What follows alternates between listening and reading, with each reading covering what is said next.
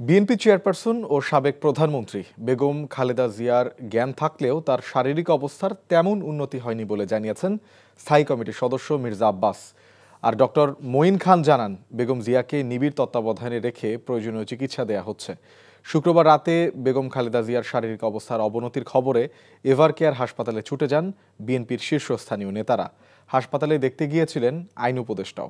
Report করেছেন ফাহাদ মোহাম্মদ। শুক্রবার রাতে হঠাৎ শারীরিক অবস্থার অবনতি ঘটে রাজধানীর এভারকেয়ার হাসপাতালের সিসিইউতে চিকিৎসাধীন বিএনপি চেয়ারপারসন ও সাবেক প্রধানমন্ত্রী বেগম খালেদা জিয়ার।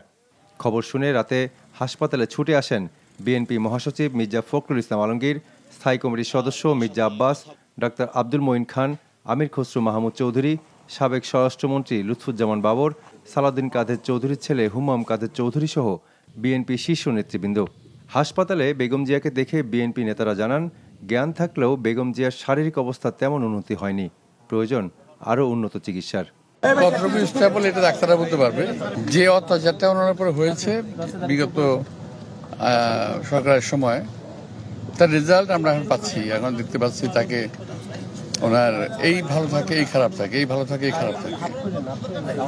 তো উনি এই মুহূর্তে আমার কাছে আমি পার্সোনালি মনে করতেছি যে এই মুহূর্তে উনি স্টেবল নন। তো আরো একটু ইমপ্রুভ চিকিৎসা পেলে হয়তো ভালো হবেন, ভালো থাকতে পারেন। তাকে নিবিড় পর্যবেক্ষণে রাখা হয়েছে এবং প্রতিনিয়ত তার বিভিন্ন যে প্যারামিটারগুলো সেগুলো তারা স্টাডি করছেন এবং সেই অনুযায়ী তারা ব্যবস্থা নিচ্ছেন। দেশবাসীর জন্য খালি একটাই অনুরোধ করব, ম্যাডামের জন্য দোয়া করবেন। ম্যাডাম গত 17 বছর দেশের জন্য লড়াই করে গেছে। এখন আমাদের টার্ন, আমাদের এখন কাজ হচ্ছে কি ওনার জন্য দোয়া করা। প্রধান উপদেষ্টার নির্দেশে রাতে এভারকেয়ার হাসপাতালে বেগম জিয়াকে দেখতে আসেন আইন উপদেষ্টা অধ্যাপক আসিফ নজরুল।